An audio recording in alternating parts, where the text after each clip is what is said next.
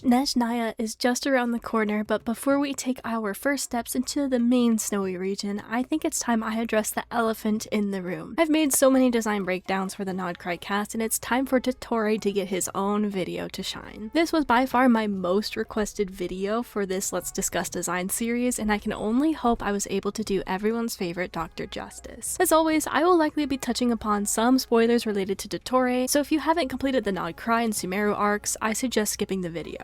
Dottore's whole shtick is that he had numerous segments, but most of them were deleted after making a deal with the Dendro Archon Nahida for the Gnosis back in the original Sumeru chapters. But there are a few versions of Dottore that are worth taking a deeper look at. That is, both of his boss forms, the Dottore we got to know and experience through the majority of the story, and last but certainly not least, his more goofier segment from the manga. Yeah, that's right, I'm bringing up Manga Dottore. Manga Dottore is easily the most animated of them all, but that's part of his charm. If you haven't read the Genshin manga, I recommend that you do so. It hasn't been updated in a long time, and it actually might be discontinued, but we learn a lot of interesting things about both Mondstadt and Sumeru. For instance, we learn about Diluc's beef with Dottore and the tragic ending of his father, Crepus. So far in the game, we've only gotten mentions of Diluc's father, so if you want to get emotionally slapped in the face, you can witness Crepus's end in the comic. The comic also is how we first learned about Kale, the experiments the doctor did on her to stop Elazar, and the introduction of Sino. Lots of really cool stuff happened in the manga, and I want to give you guys the opportunity to read it for yourselves. If I can find the link to it again, I'll link it in the description below. As for the design, I find it interesting that Dottore's main color here is white. We have some light blues and the contrasting dark pink, but the white shades are stealing the entire show. I also like that his mask isn't completely covering his face like in the game. You can still see his eyes and his mouth, allowing expressions to show through. For a character that has done so many evil deeds, it's an interesting choice. Maybe back then the designers were leaning more towards Dottore doctor side as opposed to his evil experimental side. We have to remember that his first big break was treating Elazar, even if he was using some pretty horrific methods to do so. We also get some splashes of black on the trim of his attire and the mask, and the mask is really goofy to me. It reminds me of a Dalmatian dog's spots. There's not a ton I want to say about Manga Dottore in terms of his design, but I did want to include him as this was technically Dottore's first official appearance outside of the game. Knowing this, it's safe to say Dottore fans who enjoyed his manga segment absolutely lost their minds when the Winter Night Lazo trailer revealed the Dottore that we would encounter in the main game.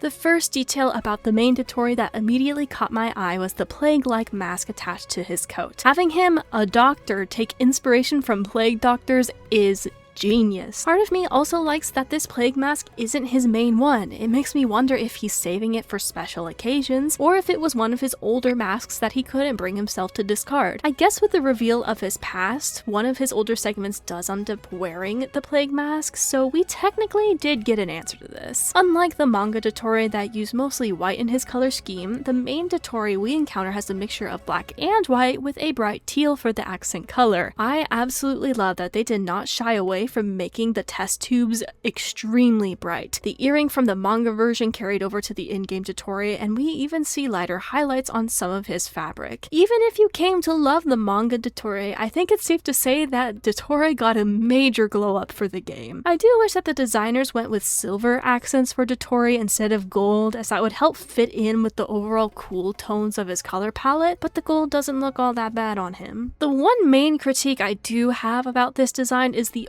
usage of belts. I don't mind if characters have a lot of belts on their design if they serve a purpose, but it looks like the belts were just slapped onto Dottore to make him feel more detailed. For example, what the heck are the two belts on his one arm doing? If it was holding some test tubes or some materials, I wouldn't scrutinize this detail so much, but it's just there. Even the belts on his chest just wrapped around his back and don't serve much of a functional purpose. At most, maybe you could argue that the black fur and the Plague Doctor mask is being attached through those belts, but I think that's a bit of a stretch.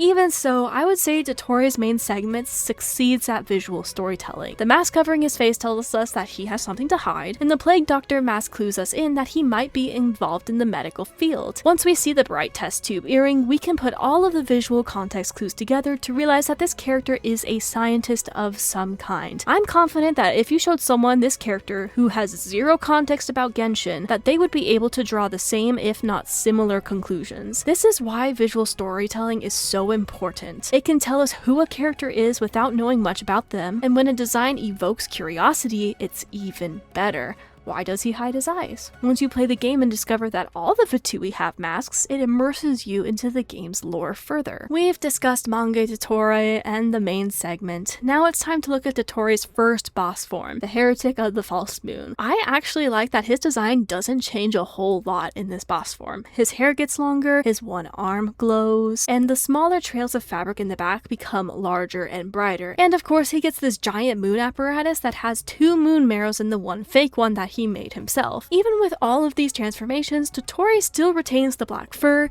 the plague doctor mask, and even the black and white color scheme, except for now, the subtle teal and blue colors are much brighter and in your face compared to before. Nodcry was not part of the original timeline for Genshin Impact, so it's safe to say that this version of Dottore was not planned either. Once again, I wish that they changed the golden accents on his design to be silver to complement the cooler tones of his design and now the moon motifs, but I love how elaborate the moon apparatus is behind him. It's shaped like multiple crescent moons, and then we have the actual moon marrows on one side. Even the feather piece that's on his mask curls to form a vague shape of a crescent moon. There's also some interesting patterns near the draping part of his fabric that resemble that of the Shade of Life's motifs along with his one arm. When taking a closer look at the shape language of Boss Dottore, I find it really intriguing that there's many soft curves near the top and many sharp angles near the bottom. Perhaps I'm reading too much into Dottore's design at this point, but it makes me wonder if that was an intentional choice. While he says he's matured and gives everyone a second chance, especially now that he has the power of a god, he still has the sharpness of his original cruel and selfish self. And for one last note about his moon design,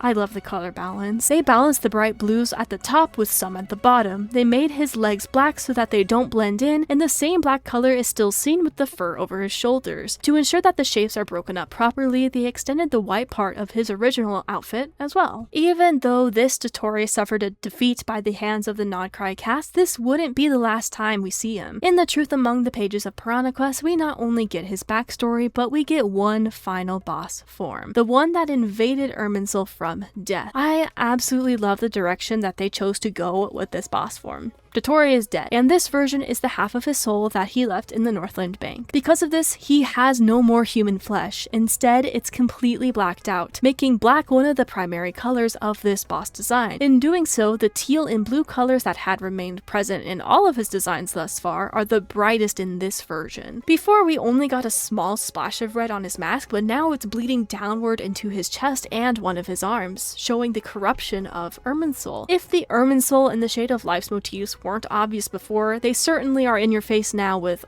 all of the really bright, sharp angles. It feels like this new body was chiseled out of rock, but it was never polished. To go from the main white color palette in his first appearance to only having white on this boss form to serve as armor really goes to show how far this character has come. If I were to look at this boss Dottore by itself, I would probably just shrug my shoulders and move on. I wouldn't think twice about it. But knowing what I do know about who this character used to be, who they became, and how their design changed to reflect those changes really made me appreciate this design way more. We've come a long way from the student that was expelled from the academia. In the cutscene about Dottore's past, we do get a small glimpse at what the other segments used to look like. I won't be going over these in great detail, but I did want to bring them up because when Dottore meets his end thanks to the burning of Irminsul, all of the segments that the main Dottore didn't think twice about deleting in the past reach out their hands to drag what's left of him into the scorching flames. I've come to appreciate that the different designs for Dottore tell a story within itself, from the animated Dottore in the manga, to the cold and calculating scientist in the game, to the heretic that reached great heights only to come crumbling down. Even the grandest of experiments must come to an end, and I think it's safe to say that Dottore did some genuinely wild shit with his screen time. If you want to know more about my thoughts regarding Dottore's lore, you can find them in my Nodcry retrospective video. Dottore has an entire chapter just for himself, and I also discuss him at more length in the Sumeru finale chapter of that video too. As for this one, I wanted to keep it more focused on the various designs, and I hope you liked the breakdown. I know there are a lot of very passionate Dottore fans out there, and if you found this video, please feel free to expand on Dottore's design in the comments below. Thank you so much for watching, and if you enjoyed, please leave a like and consider subscribing. Which design of Dottore's is your favorite and why? I'd love to know what you think. Just remember to keep it respectful in the comments. If you like character design videos, videos, I have plenty of others that you can take your pick from next, but for now, I hope to see you in the next one.